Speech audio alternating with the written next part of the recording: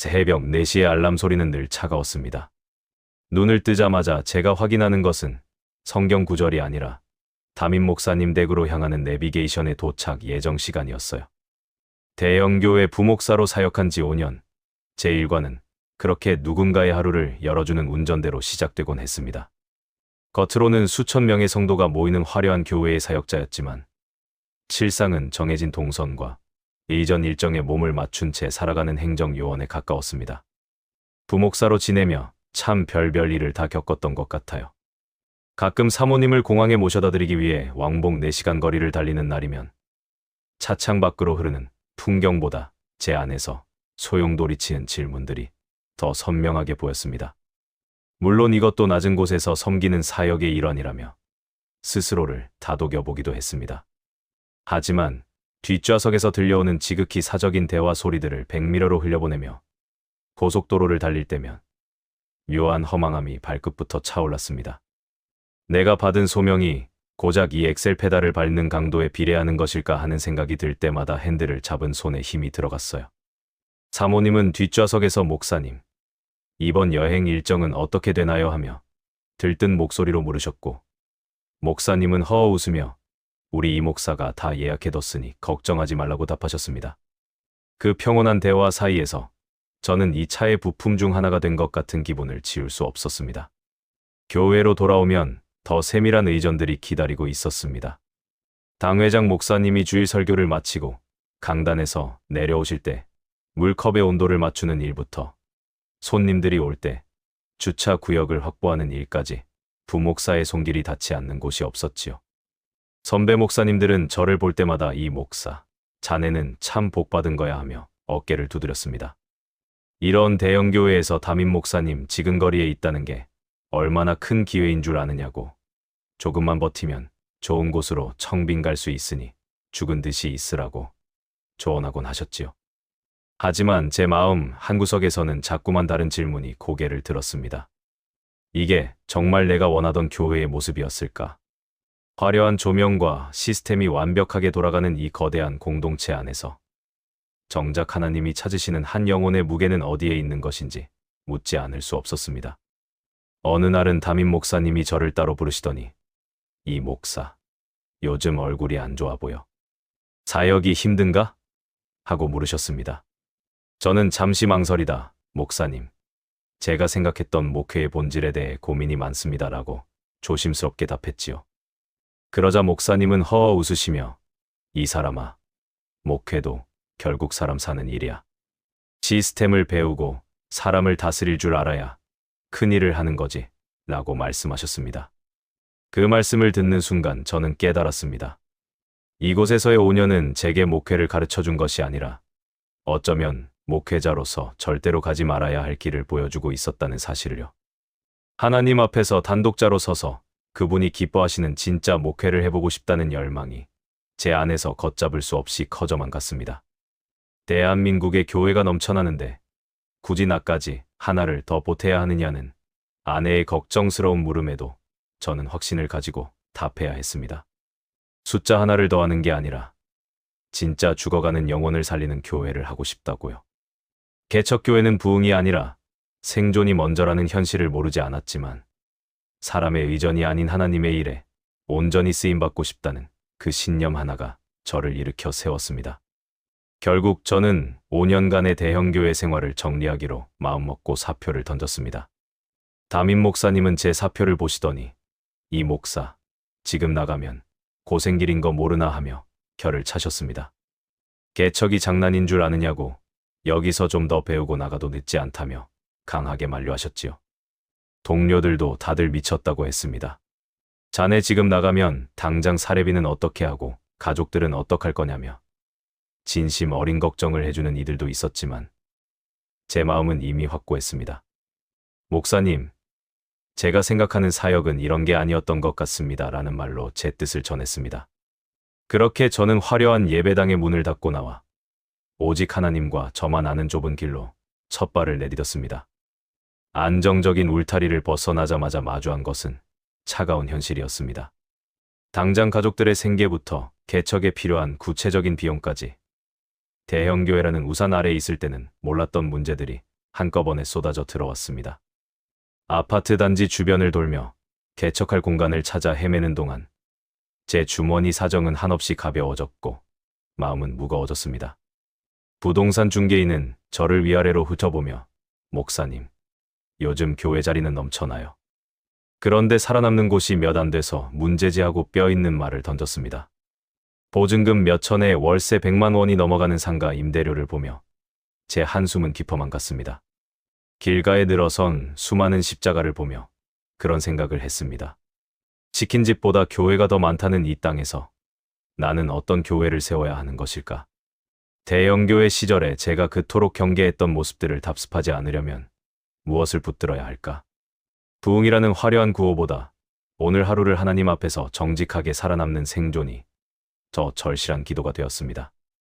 비록 몸은 힘들고 경제적으로는 막막한 상황이었지만 이상하게도 제 마음은 그 어느 때보다 맑게 깨어 있었습니다. 저는 매일 밤 아무도 없는 텅 빈 거실에 홀로 무릎을 꿇었습니다. 하나님, 제 이름이 빛나는 곳이 아니라 하나님의 사랑이 흐르는 곳이 되게 해주세요. 숫자에 매몰되지 않고 한 영혼을 천하보다 귀하게 여기는 초심을 잃지 않게 붙들어 주세요. 하나님의 고요한 침묵만이 그 공간을 채웠습니다. 하나님, 제가 왜 개척을 하려 했는지 잊지 않게 해 주십시오. 부흥보다 생존이 급급한 이 현실 속에서도 제가 붙잡아야 할 것은 오직 하나님 한 분뿐임을 고백합니다. 그 간절한 기도가 이어지던 어느 날, 제 안의 두려움이 조금씩 걷히고 설명할 수 없는 평안이 찾아왔습니다. 아내 역시 제 손을 맞잡으며 여보, 하나님이 우리 굶기시겠어요? 우리가 처음 다짐했던 그 마음만 잊지 말아요. 하고 저를 격려해 주었지요. 저는 아내의 손을 꽉 쥐며 고맙다고, 정말 하나님이 기뻐하시는 교회를 한번 만들어 보자고 약속했습니다. 아무런 연고도 없고 도움줄 사람도 보이지 않던 그 막막한 아파트 단지 한가운데서 하나님은 조금씩 응답의 신호를 보내기 시작하셨습니다. 누군가를 모셔오는 의전 기사가 아니라 잃어버린 양을 찾아 나서는 진짜 목자가 되기 위해 신발끈을 조여매었습니다. 사람들의 차가운 시선과 무관심이 기다리고 있을 거리로 나서며 저는 다시 한번 나직하게 기도했습니다. 하나님, 이제 시작입니다. 저를 당신의 도구로만 써 주십시오. 아파트 단지 근처 작은 터에 자리를 잡고 처음 예배를 드리던 날, 제 눈앞에 놓인 것은 썰렁한 정적이 감도는 5개의 의자뿐이었습니다. 대형 교회에서 수천 명의 성도 앞에 서던 시절과는 비교할 수 없는 초라함이었지만 제 마음을 더 무겁게 누른 것은 당장 눈앞에 닥친 현실적인 무게였지요. 굳이 숫자를 세어보지 않아도 이 땅에서 이름 없는 작은 교회가 버텨낸다는 것이 얼마나 무모한 도전인지 몸소 체감하는 나날이었습니다. 부교역자로 있을 때는 한 번도 고민해 본 적 없는 공간의 유지비와 가족들의 생계가 사역이라는 이름 뒤에서 자꾸만 제 발목을 붙잡곤 했습니다.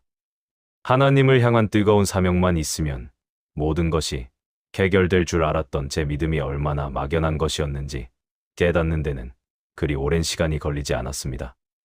매달 돌아오는 날짜들은 저를 재촉했고 텅 빈 예배실을 지키며 드리는 기도는 점점 간절함을 넘어 처절해져 갔습니다.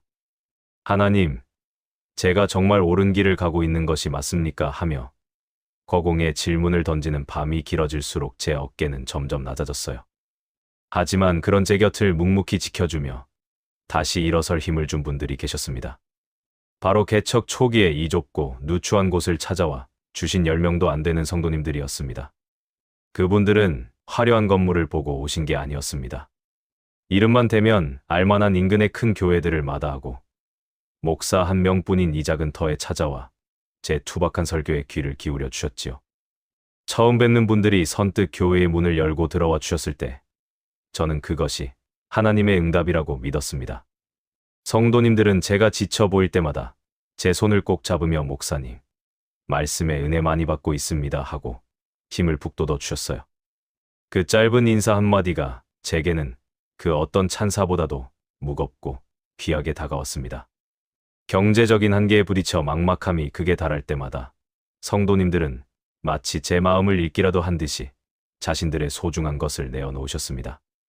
본인들의 형편도 그리 넉넉하지 않다는 것을 누구보다 잘 알고 있었기에 그분들이 내미는 헌금 봉투는 제게 단순한 돈이 아니라 그분들의 생명력 그 자체였습니다. 어느 날은 한 성도님이 조용히 목양실로 찾아와 낡은 봉투 하나를 내미셨습니다. 목사님, 이건 제가 오랫동안 모아둔 비상금인데 교회 운영하는 데 보태주셨으면 해요 하며 머쓱하게 웃으시던 그 얼굴을 저는 지금도 잊을 수 없습니다. 오죽하면 그 봉투 아직도 못 버렸습니다. 그날 그 돈 끌어안고 얼마나 울었는지요. 교회 개척하고 제가 울보가 다 됐습니다. 매일같이 하나님이 제 기도만 안 들어주시는 것 같아 울고 또 성도들을 보며 아, 하나님이 듣고 계시는구나 깨닫고 제 어리석음에 울고 참 우습지요. 그분들의 헌신이 없었더라면 저는 아마 사역의 본질을 제대로 마주하기도 전에 포기라는 단어를 떠올렸을지도 모릅니다. 목회자가 가장 약해질 수 있는 순간에 하나님은 성도님들을 통해 제 사명을 지켜내셨습니다. 우리는 그 좁은 공간에 둘러앉아 서로의 사정을 시시콜콜하게 나누며 진짜 가족이 되어갔습니다. 누군가의 가정에 어려운 일이 생기면 내일처럼 달려가 기도하고 기쁜 일이 있으면 싸구려 생크림 케이크라도 하나 사서 촛불 불고 나눠 먹으면서도 행복을 경험하곤 했습니다. 큰 교회에서는 느낄 수 없었던 끈끈한 유대감이 우리를 하나로 묶어주었습니다. 그래서 제 기도에는 단 한 번도 그들의 이름이 빠진 적이 없습니다. 매일 새벽 제단 앞에 엎드릴 때마다 그분들의 이름을 한 명씩 부르다 보면 가슴 한구석이 뭉클해져 옵니다. 하나님, 그 추웠던 시절에 제 곁을 지켜준 저분들을 기억해 주세요. 저분들의 삶에 하나님의 위로가 끊이지 않게 해주세요 하는 기도는 제 목회의 뿌리와도 같습니다. 제가 목사로서 초심이 흔들릴 때마다 저를 다시 세워준 것은 화려한 신학 지식이 아니라 바로 그분들의 정직하고 뜨거운 믿음이었습니다. 때로는 사람인지라 남들이 가는 편하고 넓은 길이 부러울 때도 있었습니다. 하지만 성도님들과 함께 땀 흘리며 예배당 구석구석을 닦고 정성껏 준비한 전도지를 나누며 보낸 그 시간들이 저를 진짜 목자로 만들어 주었습니다. 그분들이 있었기에 저는 한 영혼이 천하보다 귀하다는 말씀의 의미를 머리가 아닌 가슴으로 배울 수 있었지요.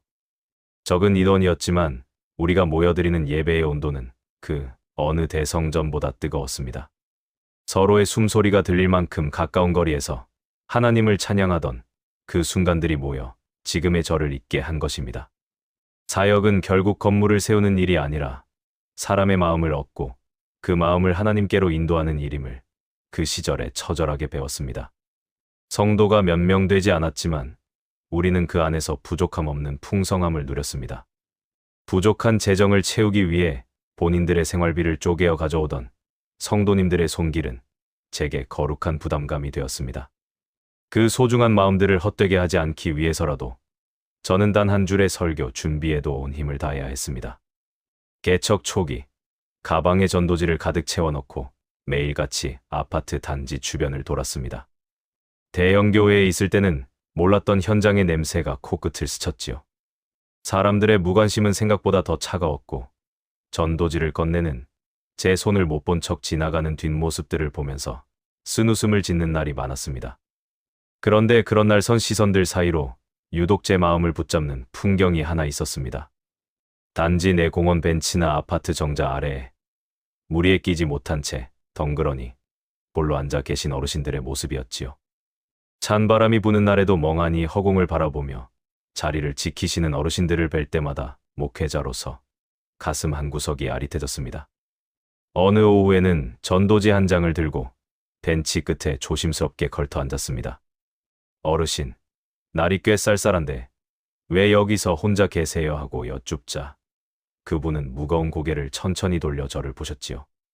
갈 데가 없어서 여기 있지 하는 그 짧은 대답 속에 담긴 무게가 제 가슴을 툭 치는 것 같았습니다. 근처에 복지관도 있고 경로당도 시설이 참 잘 되어 있던데 거긴 안 가시냐고 다시 묻자 어르신은 깊은 한숨을 내쉬며 고개를 저으셨습니다.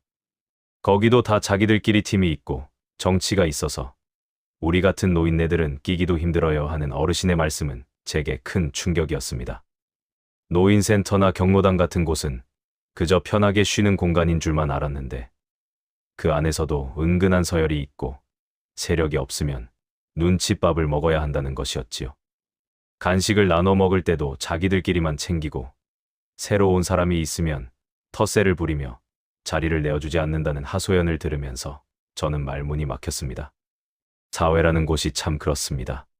규모가 작든 크든 어딜 가나 정치가 있고 파벌이 존재하기 마련이지요. 어르신의 이야기를 듣고 있자니 대형교회 부목사 시절 제 모습이 자꾸만 겹쳐 보였습니다. 수천 명의 성도가 모이는 그 화려한 공동체 안에서도 저는 늙었도는 느낌을 받았거든요. 담임 목사님 주변에 힘 있는 성도들, 사역의 주도권을 쥔 부서들 사이에서 저는 그저 시키는 일을 묵묵히 해내야 하는 사람에 불과했습니다. 교회의 본질보다는 조직의 논리가 우선시되던 그 차가운 풍경들이 어르신이 겪고 계신 정로당의 민낯과 조금도 다르지 않다는 사실에 정신이 번쩍 들었습니다. 교회라는 곳은 적어도 세상 돌아가는 방식과는 달라야 한다는 생각이 제 머릿속을 강하게 스쳤습니다. 효율을 따지고 힘 있는 사람 위주로 움직이는 세상 질서가 교회 담장 안까지 들어온다면 그곳에 하나님의 은혜가 머물 자리가 어디 있겠습니까? 저는 어르신의 주름진 손을 가만히 맞잡으며 말씀드렸습니다. 어르신, 저희 교회는 그런 거 전혀 없습니다. 누가 먼저 왔느냐, 얼마나 가졌느냐 따지는 사람도 없고요. 그냥 오셔서 하루 종일 편히 쉬다 가셔도 됩니다.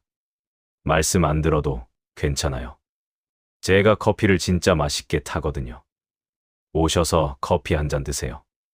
저희 교회에 맥심 노란색 많아요. 제 진심 어린 권유에 어르신은 정말 그래도 되느냐며 의구심 섞인 눈빛으로 저를 보셨습니다.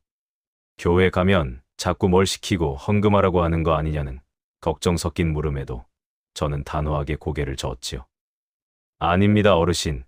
저희는 그저 어르신 같은 분들이 편히 앉아 계실 의자 하나 내어드리는 게 목표예요. 하고 웃어 보였습니다. 정치가 지겹고 또 사람이 무서워진 분들에게 우리 교회만큼은 아무런 조건 없이 숨을 쉴 수 있는 도피처가 되어드리고 싶었습니다. 그날 이후 저는 전도지를 돌리는 방식도 바꾸었습니다. 교회의 부흥을 위해 숫자를 채우려는 전도가 아니라 세상에서 밀려나 외로워하는 영혼들의 쉼터가 되겠다는 다짐을 전하기 시작했지요. 단지 내에서 소문난 경로당의 텃세에 상처 입은 분들, 복지관의 파벌 싸움에 지쳐 발길을 끄는 분들이 한 명씩 저희 작은 터를 찾아오기 시작했습니다. 그분들은 예배당 문을 열고 들어오시면서도 혹시 내가 눈치 보일 일이 있나 살피셨지만 저는 그때마다 가장 밝은 표정으로 어서 오세요. 어르신, 이 자리가 명당입니다 하며 자리를 안내해 드렸습니다. 우리 교회의 문턱은 그렇게 낮아져 갔습니다. 화려한 프로그램도 없고 대단한 시설도 아니었지만 누구의 눈치도 보지 않고 낡은 소파에 기대어 앉아있는 그 편안함이 어르신들의 마음을 녹였습니다. 사회의 축소판처럼 굴러가는 세상의 모든 모임에서 지쳐버린 분들이 비로소 이곳에서 사람의 시선이 아닌 하나님의 평안을 마주하게 된 것이지요. 저는 그것이 교회가 세상에 보여줄 수 있는 가장 강력한 메시지라고 믿었습니다. 세상은 사람을 등급별로 나누고 끼리끼리 뭉치지만 하나님은 상한 마음을 가진 모든 이를 차별 없이 부르신다는 사실을요. 어르신들은 조금씩 마음의 빗장을 열고 본인들이 살아온 이야기를 들려주기 시작하셨습니다.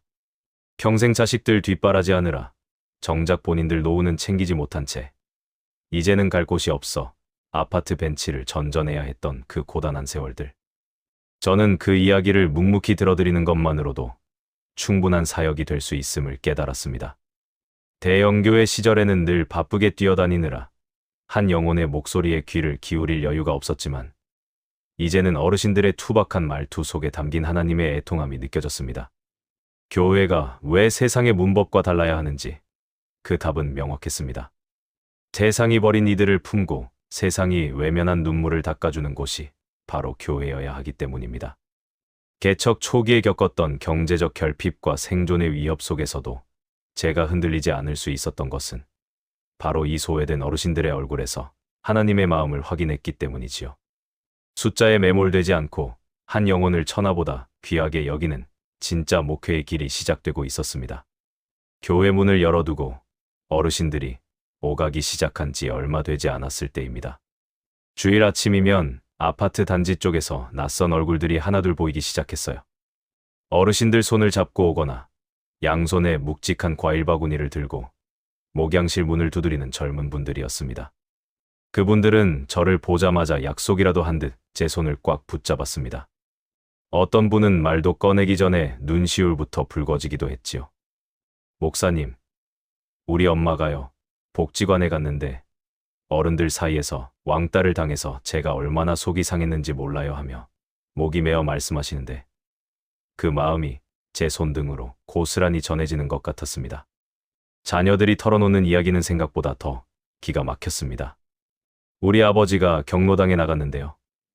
경로당 모셔다 드리고 어르신들 회식 한번 안 시켜드렸다고 거기서 눈칫밥을 그렇게 먹었답니다 하며 울분을 토하셨지요.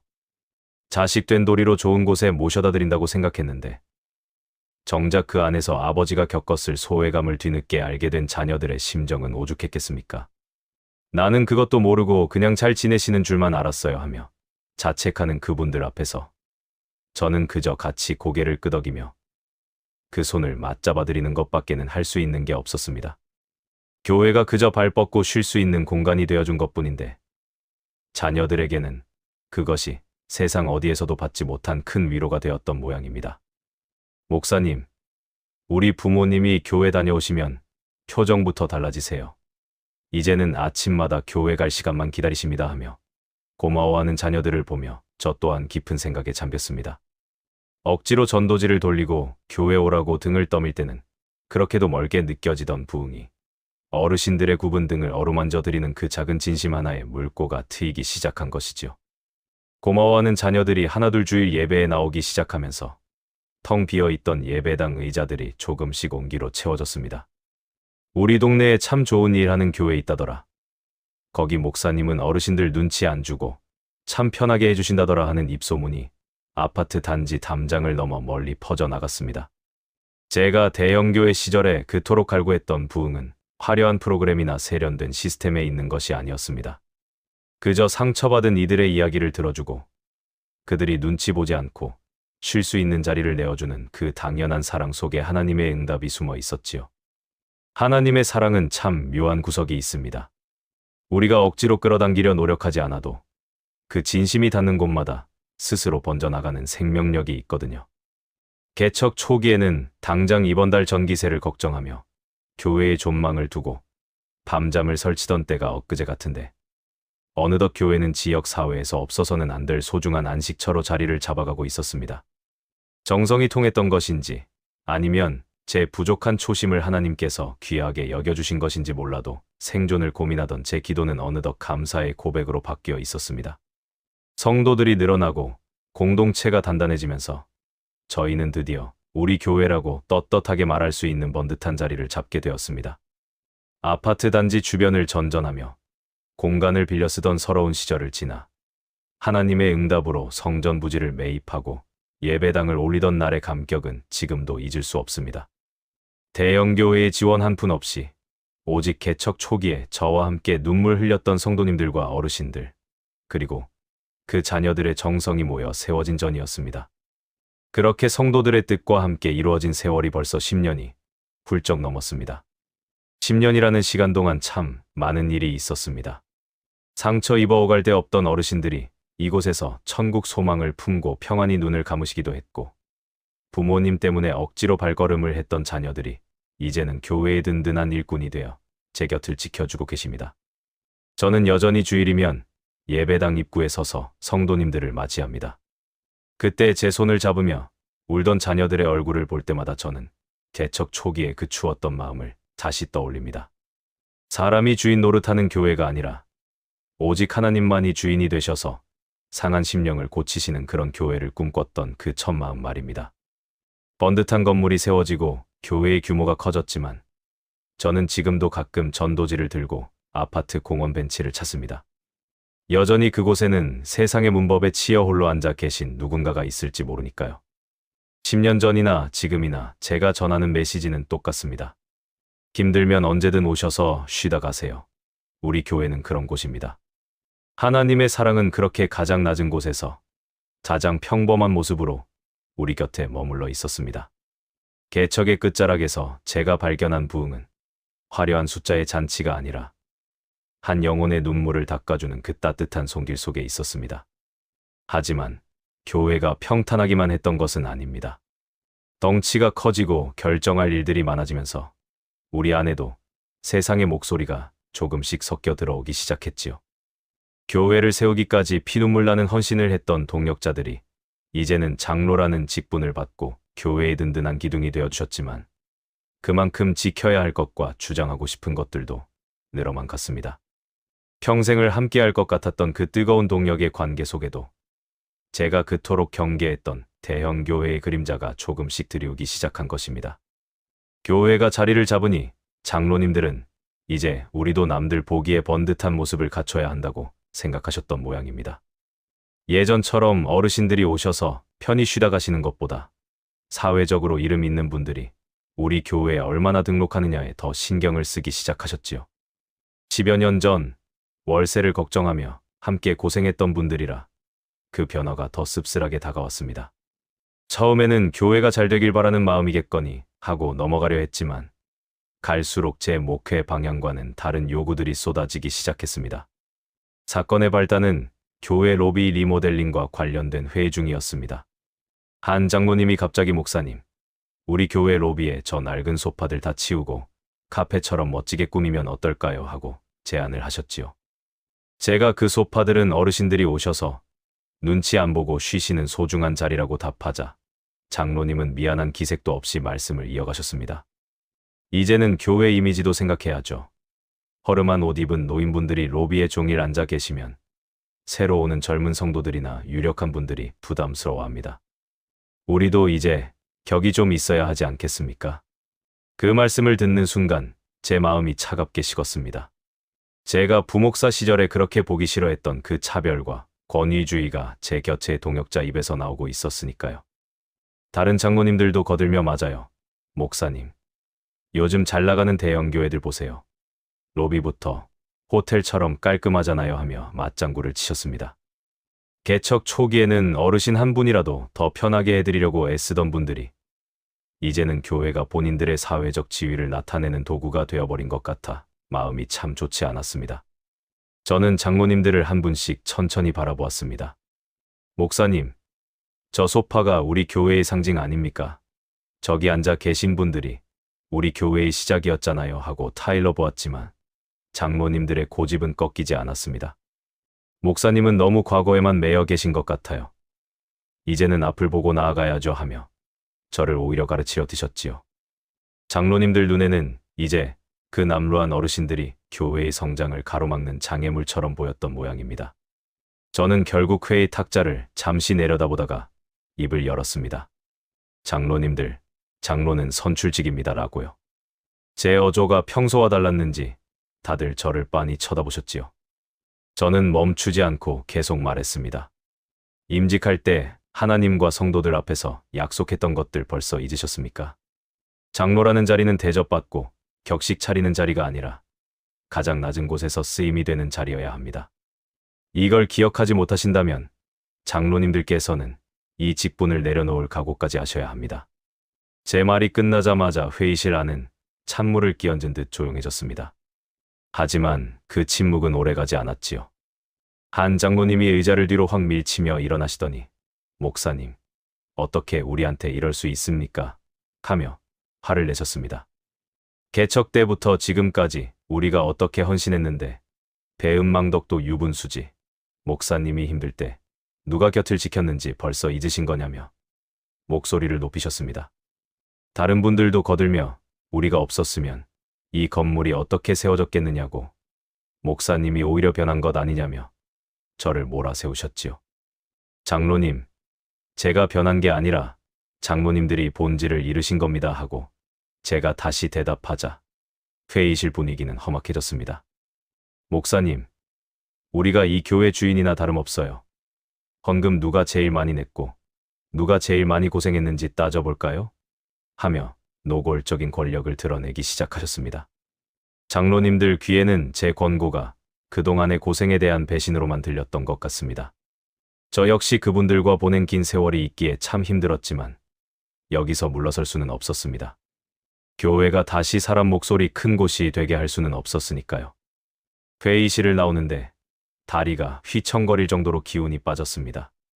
직분이 쓰임이 되지 못하고 권력이 될 때 교회는 이미 그 생명력을 잃기 시작한 것이나 다름없습니다.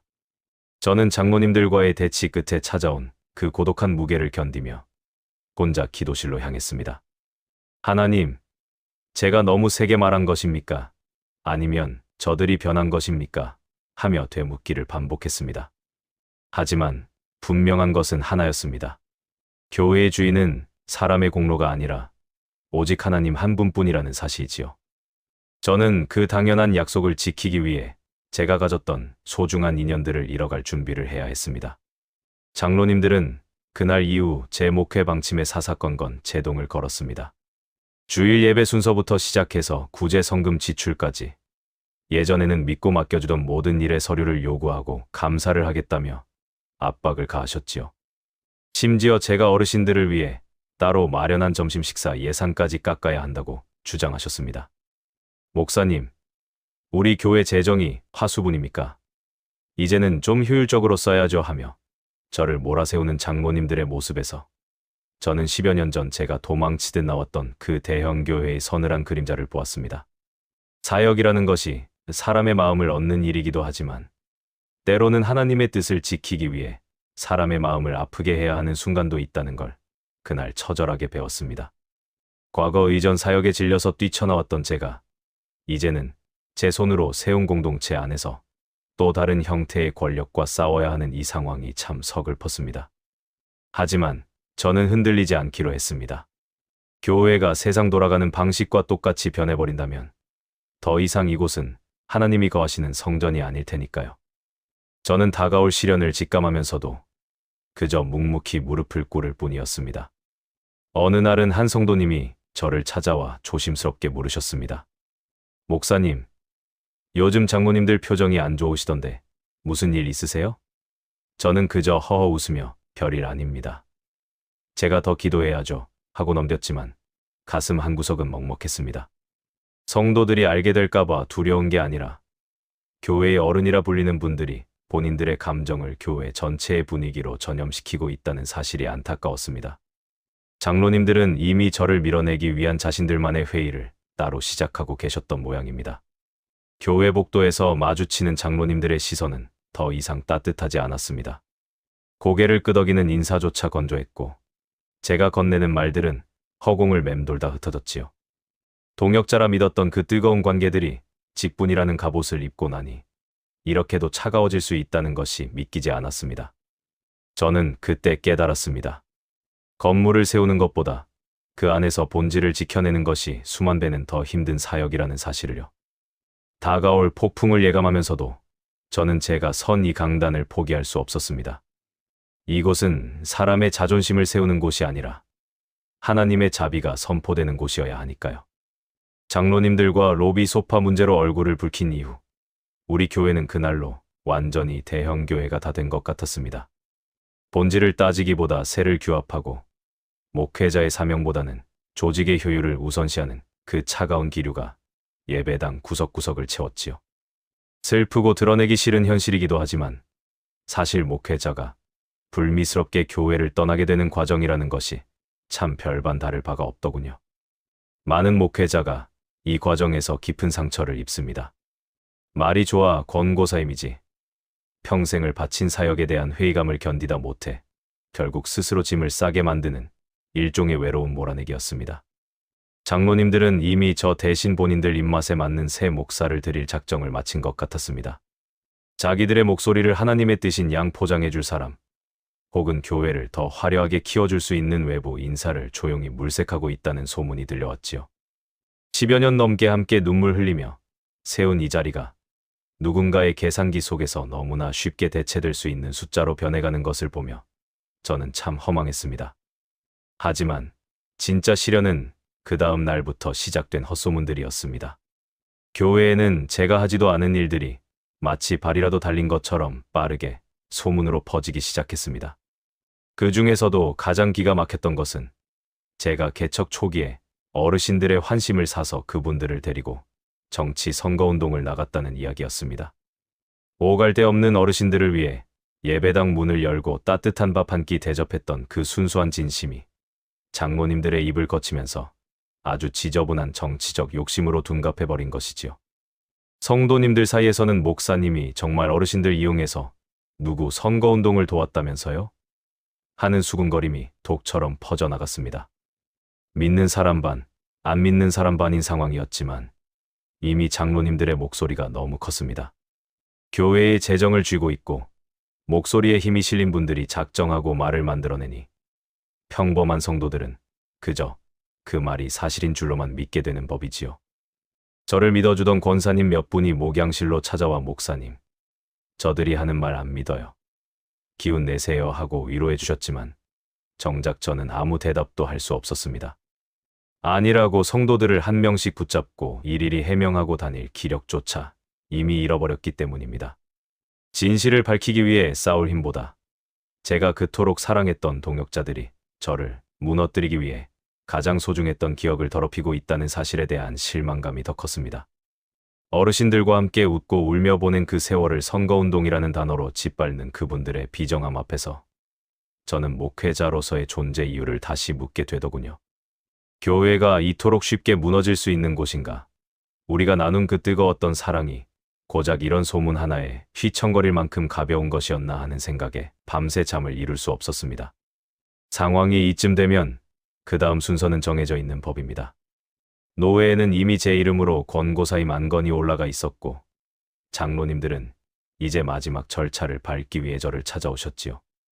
평소에는 노크 소리조차 조심스러워하던 분들이 그날은 참 당당하게 목양실 문을 열고 들어오셨습니다. 그리고는 선심이라도 쓰듯이 사례비 몇 개월치를 봉투에 담아 내밀며 결별금이라고 말씀하시더군요. 저 역시 다른 목회자들이 겪었던 그 비슷한 조건들과 별반 다르지 않은 대우를 받으며 내몰리게 된 것입니다. 목사님, 서로 좋게 마무리합시다. 이 정도면 저희도 신경 많이 쓴 거예요 하며 봉투를 내미는 장로님의 손을 보는데 10여 년 세월의 가치가 고작 이 종이 봉투 몇 장에 담겨 있다는 사실이 참 서글펐습니다. 제가 개척 초기에 월세가 밀려 쩔쩔맬 때 본인들의 비상금을 털어주던 그 따뜻했던 손길이 이제는 저를 밀어내는 칼날이 되어 돌아온 것이지요. 저는 그 봉투를 물끄러미 바라보다가 아무 말 없이 고개를 숙였습니다. 돈이 아쉬워서가 아니라 우리가 함께했던 그 거룩한 시간들이 이렇게 돈으로 매듭지어진다는 사실이 비참했기 때문입니다. 허울 좋은 권고사임이라는 이름 뒤에 숨겨진 그 날카로운 현실을 저는 온몸으로 받아내야 했습니다. 목회자가 교회를 떠나는 것이 단지 임지를 옮기는 문제가 아니라 한 사람의 영혼이 뿌리째 뽑혀나가는 고통이라는 것을 세상 사람들은 알지 못하겠지요. 특히 제가 피눈물로 세우고 성도들과 함께 벽돌 한 장씩 올렸던 이 제단에서 이렇게 비참하게 내몰릴 줄은 꿈에도 몰랐습니다. 장로님들은 제가 서둘러 짐을 싸기를 바라는 눈치였고 저는 더 이상 이곳에서 제가 할 수 있는 일이 없음을 깨달았습니다. 예배당을 나오며 마지막으로 로비의 소파를 보았습니다. 장로님들이 치우고 싶어 했던 그 낡은 소파에 여전히 몇몇 어르신이 앉아 계셨지요. 저분들은 지금 교회 안에서 무슨 일이 벌어지고 있는지, 자신들을 극진히 챙기던 목사가 왜 갑자기 떠나야 하는지 알지 못한 채 드저 먼 곳을 바라보고 계셨습니다. 그분들의 해맑은 얼굴을 뒤로하고 돌아서는 발걸음이 천근만근 무거웠습니다. 제가 끝까지 지켜드리고 싶었던 것은 화려한 건물이 아니라 바로 저분들의 평안이었는데 저는 결국 그 약속을 지키지 못한 채 밀려나게 된 것이지요. 그렇게 저는 제가 세운 교회에서 이방인이 되어 쫓겨났습니다. 장로님들이 건넨 결별금 봉투는 가방 깊숙한 곳에 처박아 둔 채 저는 어디로 가야 할지 모르는 발걸음을 옮겼지요. 대한민국에서 목회자가 설 자리를 잃는다는 것은 단지 직업을 잃는 것이 아니라 삶의 모든 의미를 부정당하는 일과 같습니다. 과거 대형교회에서 제 발로 나왔을 때보다 지금 제 손으로 일군 공동체에서 배신당하고 밀려난 상처가 수천 배는 더 아프게 다가왔습니다. 저는 그렇게 차가운 길 위에서 비로소 제 민낯을 마주하게 되었습니다. 교회에서 쫓겨나듯 집으로 돌아온 뒤 저는 한동안 현관문에 가방을 던져둔 채 손 하나 까딱하지 못했습니다. 가방 깊숙한 곳에는 장로님들이 건넨 결별금 봉투가 들어있었지만 저는 그 근처에도 가고 싶지 않았어요. 그 봉투를 만지는 순간 제가 10여 년 넘게 바쳐온 사역이 정말로 얼마간의 돈에 팔려 나온 기분이 들었거든요. 사별금이라는 이름으로 쥐어준 그 돈은 제게 위로가 아니라 굴욕이었습니다. 도저히 그 돈을 꺼내 쓸 엄두가 나지 않아 저는 가방을 구석으로 밀쳐두고는 며칠을 멍하니 거실 바닥만 바라보며 지냈습니다. 밖으로 나가는 것조차 무서웠습니다. 길에서 혹시라도 우리 교회 성도를 만나면 무슨 표정을 지어야 할지, 그 지독한 소문들에 대해 물어오면 뭐라고 답해야 할지 도무지 떠오르지 않았습니다. 밥을 챙겨 먹는 것도 잊은 채 소파에 누워 있으면 장모님들의 그 차가웠던 표정과 책상을 치던 소리가 관청처럼 귓가를 맴돌았지요. 다시는 목회자로 살지 않겠다고, 아니 아예 성경책도 다시는 펼치지 않겠다고 몇 번이나 다짐했습니다. 하나님, 제가 정말 그렇게 자격이 없는 사람입니까? 하며 천장을 향해 묻기를 수천 번은 반복했던 것 같아요. 제가 세운 교회에서 이방인이 되어 밀려난 상처는 생각보다 깊었습니다. 단순히 직장을 잃은 것이 아니라 제 삶의 뿌리가 통째로 뽑혀나간 기분이었지요. 개척 초기의 성도들과 함께 울고 웃던 그 시간들이 전부 거짓이었나 싶어 허망했습니다. 하나님이 계신다면 어떻게 저 성도들이 저렇게 변할 수 있느냐고, 제가 그렇게 정성을 쏟았던 분들이 어떻게 제 등 뒤에 칼을 꽂을 수 있느냐며 원망 섞인 기도를 쏟아냈습니다. 기운이 다 빠져서 바닥에 엎드려 있으면 거실 창으로 들어오는 햇살조차 저를 비웃는 것처럼 느껴지던 참 비참한 날들이었습니다. 그렇게 며칠을 앓다시피 보낸 어느 깊은 밤이었습니다. 아무런 소리도 들리지 않는 거실 한복판에서 저는 다시 무릎을 꿇었습니다. 기도를 하려고 앉은 게 아니라 그저 하나님께 마지막 작별 인사라도 해야 할 것 같아서였지요. 하나님, 저는 이제 못하겠습니다. 사람이 너무 무섭고 목회라는 거 이제 다시는 쳐다보기도 싫습니다. 하고 나직하게 읊조렸습니다. 그런데 그때였습니다. 제 머릿속을 스치고 지나가는 아주 명확하고 분명한 마음의 울림이 있었습니다. 그것은 단순한 위로나 토닥임이 아니었습니다. 내가 세운 것이냐라고 묻는 듯한 아주 서늘하고도 명확한 질문이었지요. 제가 피눈물을 흘리며 교회를 일구었다고 생각했는데 하나님의 음성은 제 교만을 정확히 찌르고 들어왔습니다. 내가 세운 것이 아니니 내가 다시 세울 것이다. 이 말씀은 비장한 종교적 수사도 아니었고 아주 구체적인 명령에 가까웠습니다. 제가 실패했다고 믿었던 그 자리에서 하나님은 제가 주인 노릇하려 했던 마음을 먼저 내려놓게 하셨습니다. 다시 세울 것이다라는 그 음성을 듣는 순간 제 안을 가득 채웠던 배신감과 억울함이 묘하게 가라앉기 시작했습니다. 장로님들이 미워서 잠을 못 자던 마음도, 억울해서 미칠 것 같던 그 발버둥도 하나님의 그 한마디 앞에 아무런 힘을 쓰지 못했지요. 저는 힘이 없습니다. 그저 하나님이 이끄시는 대로 살아왔을 뿐이고 앞으로도 그럴 겁니다 하고 고백하는데 눈물이 걷잡을 수 없이 쏟아졌습니다. 슬퍼서 흘리는 눈물이 아니라 제 부족함에도 불구하고 다시 기회를 주시는 그 무거운 책임감에 대한 고백이었습니다. 방구석에 처박아 두었던 가방을 다시 가져왔습니다. 그리고는 결별금 봉투를 꺼내 책상 위에 올려두었지요. 여전히 그 돈을 보면 가슴이 아릿했지만 이제는 그것을 부끄러움이 아닌 하나님의 다음 계획을 위한 도구로 보기로 했습니다. 장로님들이 저를 내쫓았다고 생각했는데 하나님은 저를 그 정체된 자리에서 끄집어내어 새로운 현장으로 보내려 하신다는 확신이 들었습니다. 제 뜻대로 세운 건물이 아니라 하나님이 원하시는 사람을 찾아가는 길로 저를 다시 부르고 계신다는 것을 깨달았습니다. 다음 날 아침, 저는 정말 오랜만에 세수를 하고 옷을 정갈하게 입었습니다. 여전히 갈 곳은 정해지지 않았고 통장 잔고는 바닥을 보이고 있었지만 제 마음속에는 이전과는 비교할 수 없는 평안이 자리 잡았습니다. 10여 년 전 대형교회를 나올 때 가졌던 그날 선패기가 아니라 이제는 정말 하나님이 아니면 아무것도 할 수 없다는 절박한 순종의 마음이었지요. 저는 구두끈을 꽉 조여 매며 다시 한번 입술을 깨물었습니다. 하나님, 이제 제 계획은 없습니다. 당신이 세우시는 대로만 가겠습니다. 집 밖으로 나와 마주한 공기는 며칠 전과는 사뭇 달랐습니다. 여전히 아파트 단지 상가에는 수많은 십자가가 걸려 있었고 세상은 아무 일 없었다는 듯 바쁘게 돌아가고 있었지요. 하지만 제 발걸음은 더 이상 방황하지 않았습니다. 비록 제가 사랑했던 성도들에게 버림받고 빈손으로 쫓겨난 처량한 신세였지만 다시 세울 것이다라는 그 음성 하나가 제 인생의 나침반이 되어 주었습니다. 저는 이제 제가 누구를 찾아가야 하는지, 하나님이 제게 맡기신 진짜 양떼가 어디에 있는지 알 것 같았습니다.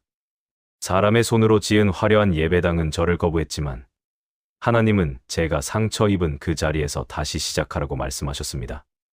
이번에는 장로님들의 눈치를 보는 목사가 아니라 오직 하나님 한 분만을 두려워하며 가장 낮은 곳으로 스며드는 목자가 되기로 다짐했습니다.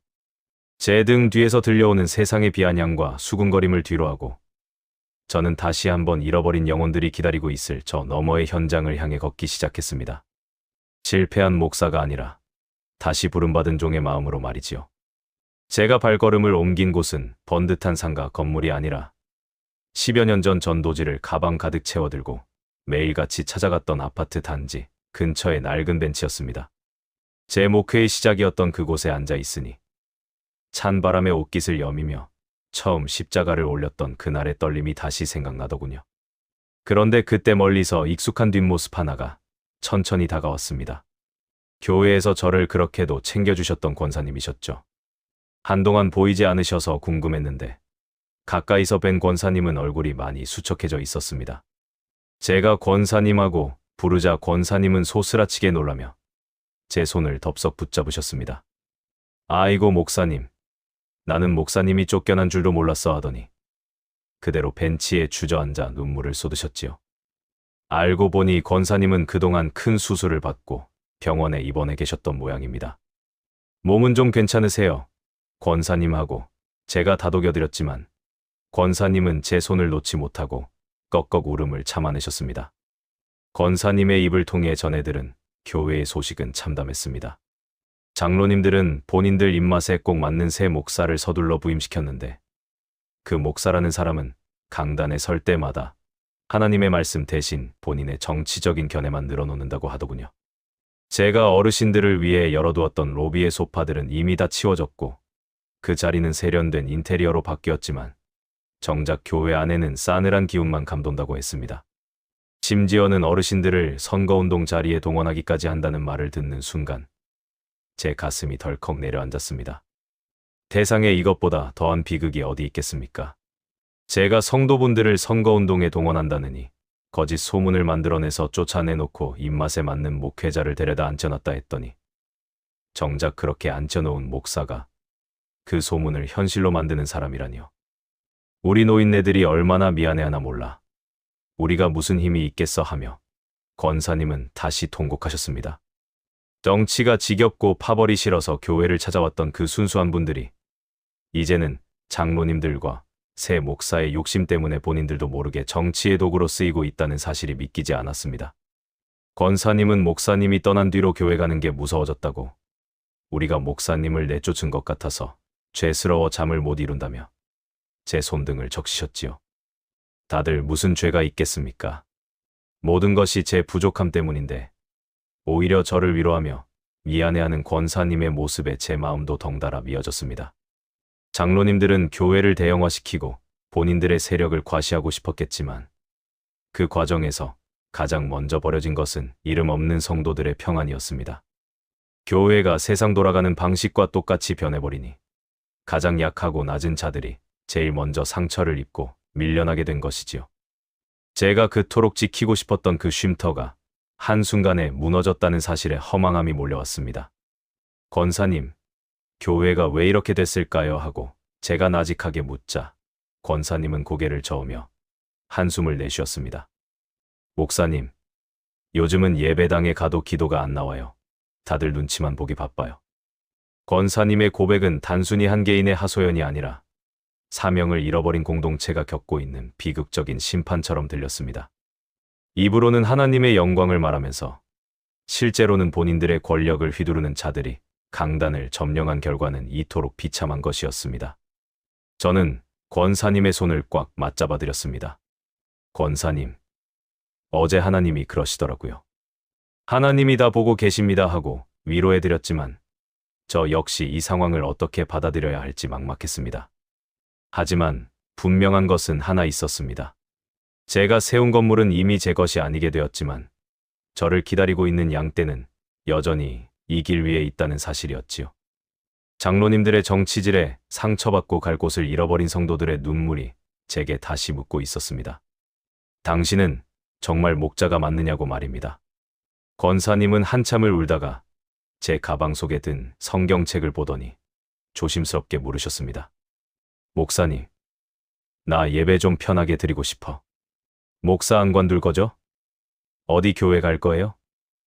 그 질문이 제 심장을 다시 뛰게 했습니다. 건물이 없어도, 화려한 조명이 없어도 하나님은 여전히 우리와 함께 하신다는 확신이 들었습니다. 저는 권사님께 미소를 지어 보이며 말씀드렸습니다. 권사님, 제가 예배드리기 딱 좋은 데를 찾아두었습니다. 누구 한 명이라도 저를 기다린다면 저는 여전히 목사지요. 우리 집으로 오세요. 거기서 다시 시작하시게요. 벤치를 뒤로 하고 돌아서는 제 발걸음에는 더 이상 망설임이 없었습니다. 비록 제 10여 년의 세월이 담긴 예배당은 빼앗겼지만 하나님은 저를 다시 가장 낮은 곳으로 불러 그곳에서부터 진짜 교회를 시작하라고 말씀하시는 것 같았습니다. 벼랑 끝으로 내몰렸던 제가 다시 희망을 품게 된 것은 화려한 기적이 아니라 상처받은 권사님의 그 따뜻한 손길 덕분이었습니다. 저는 이제 제가 가야 할 길이 어디인지, 제가 누구를 위해 쓰여야 하는지 명확히 알 것 같았습니다. 권사님과 약속한 주일 아침, 저는 아내와 함께 거실에 있던 텔레비전을 방 안으로 치우고 가구들을 벽 쪽으로 바짝 밀어두었습니다.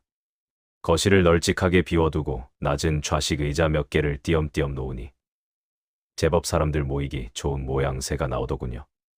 화려한 장식 하나 없는 빈 공간이었지만 아침 햇살이 길게 들어오는 거실 바닥을 보고 있으니 10여 년 전 첫 개척을 준비하던 그때보다 더 가슴이 뛰었습니다.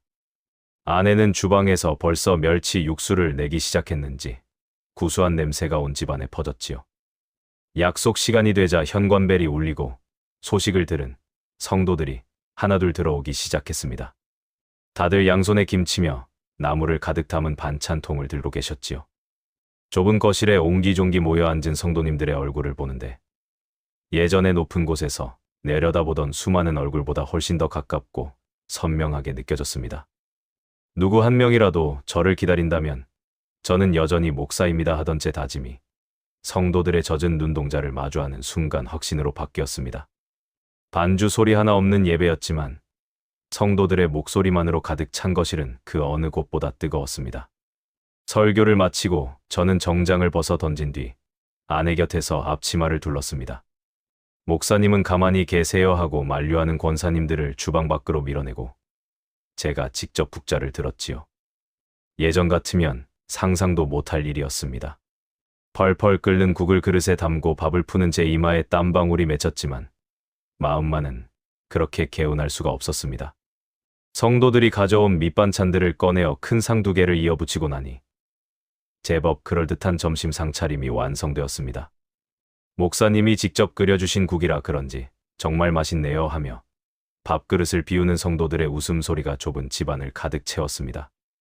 정치가 판치는 곳에서 숨죽여 울며 소화도 제대로 시키지 못했다던 분들이 제 거실에 앉아 서로의 숟가락에 반찬을 얹어주며 비로소 마음 편히 식사를 하셨지요.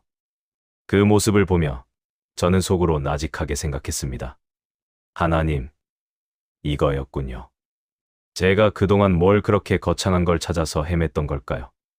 밥상 하나에 이렇게 마음들이 녹아나고 식구라는 말이 절로 나오는데 말입니다. 건물은 빼앗겼지만 하나님은 제게 다시 사람을 보내주셨습니다. 따로 홍보 한번 하지 않았는데도 소문을 들은 성도들이 다음 주에는 또 다른 이웃의 손을 잡고 저희 집 문을 두드렸습니다.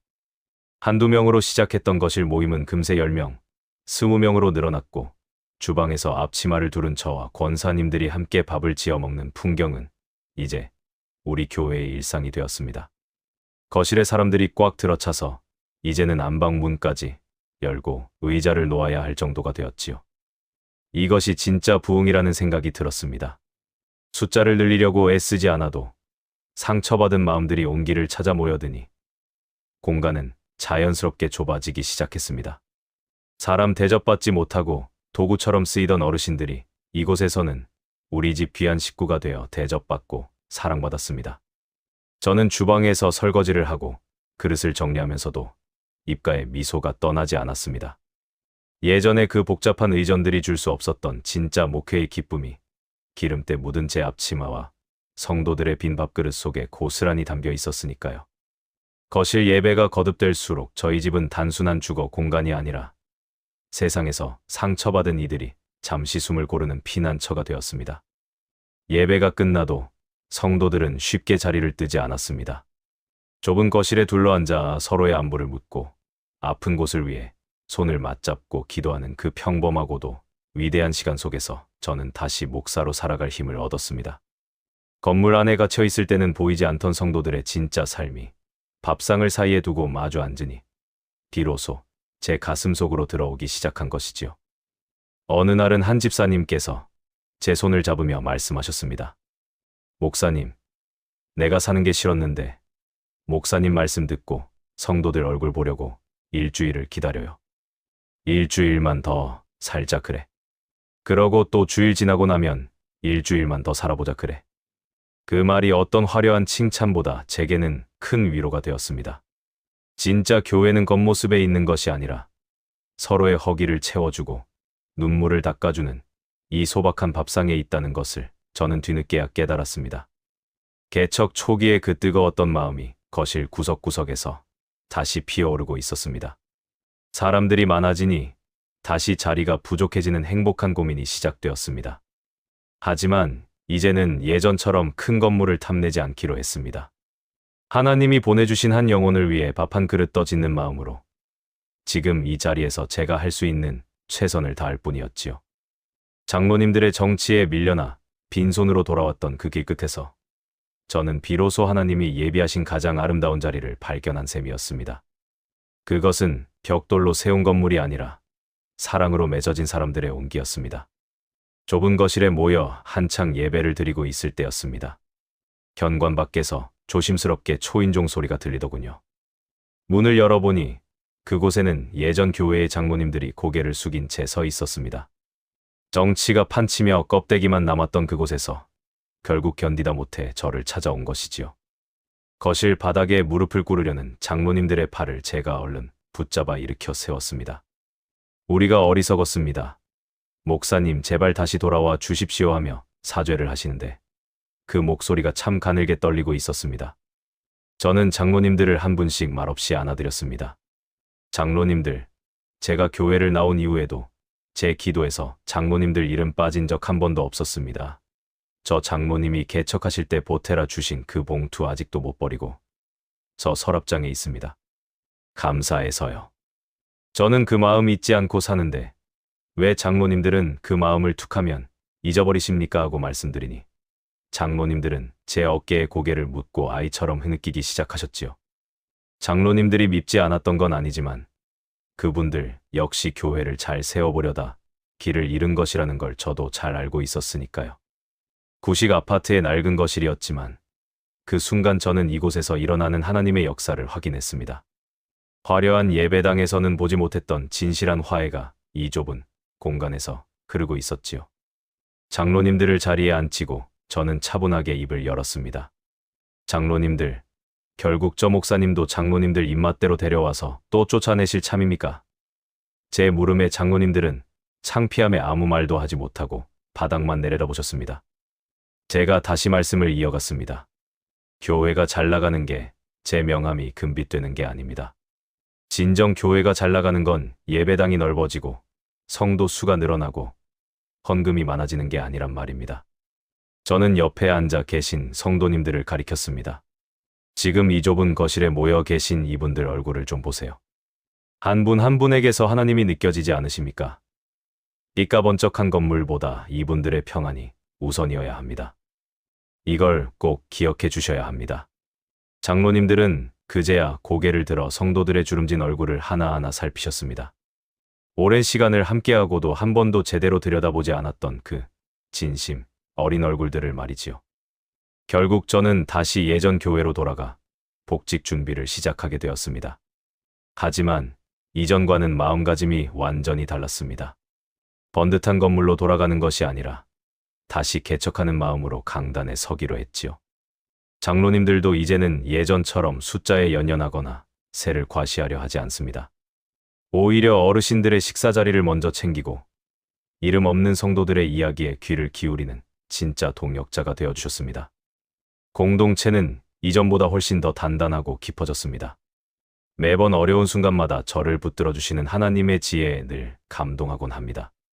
저를 벼랑 끝으로 밀어내신 것도, 다시 이 좁은 거실에서 목회의 본질을 깨닫게 하신 것도 결국은 하나님의 방법이었음을 이제는 압니다. 저는 오늘도 덤덤하게 내일의 사역을 준비합니다. 화려한 계획을 세우기보다 오늘 하루 제게 맡겨진 영혼들과 밥 한 끼 나누는 일에 최선을 다할 뿐이지요. 개척의 마음을 잃어버리는 순간 교회는 다시 껍데기만 남는다는 것을 뼈저리게 배웠으니까요. 사역의 길이라는 게 참 묘합니다. 다 됐다고 생각할 때 흔들리고 끝났다고 생각할 때 다시 시작하게 하시더군요. 그래서 저는 항상 긴장을 늦추지 않으려 합니다. 언제 또 하나님이 큰 흔들림을 주셔서 저를 시험하실지 모르니까요. 하지만 이제는 두렵지 않습니다. 건물이 없어도 직분이 없어도 하나님은 여전히 믿는 자에게 함께 계신다는 걸 확인했으니 말입니다. 여러분은 지금 어떤 교회를 꿈꾸고 계십니까? 혹시 우리도 모르는 사이에 숫자에 가려진 한 영혼의 얼굴을 놓치고 있지는 않은가요? 우리 장로님들처럼 먼 길을 돌아오지 마시고 지금 곁에 있는 성도님의 얼굴에서 하나님의 형상을 먼저 발견하셨으면 좋겠습니다. 이런 간증을 나누는 이유도 딱 하나입니다. 대형 교회에서 이런 일이 있었다. 교회에 이런 악습이 있었다. 고발하려는 게 아닙니다. 껍데기 안에 있는 알곡을 더 많은 사람들이 아셨으면 좋겠습니다. 개척하고 10년이 넘게 뼈저리게 현장에서 얻은 깨달음을 우리 동역자분들은 조금 더 쉬운 길로 알아가셨으면 하는 마음뿐입니다. 쉽지 않은 길이지만 간증으로 세상을 밝혀보려 이 채널을 운영하시는 분들께서도 저와 같은 개척자의 마음일 거라 생각합니다. 구독과 좋아요로 함께 마음을 나눠주시고 많은 분들에게 공유하여 부흥의 힘을 보태주세요. 댓글로 여러분의 기도 함께 남겨주시면 제가 오랜 시간이 걸리더라도 잊지 않고 하나하나 읽으며 우리 성도님들 이름 옆에 꼭 붙여 함께 기도하겠습니다. 오늘 하루도 개척자의 마음으로 승리하십시오.